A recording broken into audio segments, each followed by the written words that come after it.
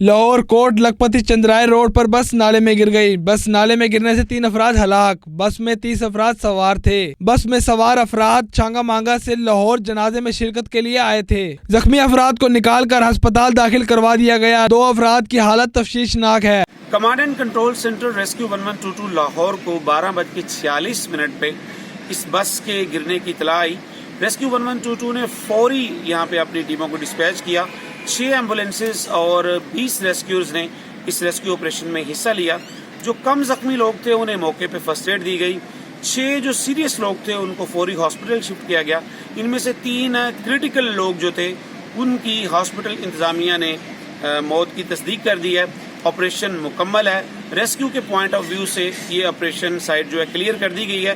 باقی معاملات جو دوسری لائن ایجنسیز جو ہیں وہ دیکھ رہی ہیں۔ جہاں باک ہونے والوں میں 39 سالہ نجمہ، 50 سالہ توفیل اور 40 سالہ نسرین بھی شامل ہیں۔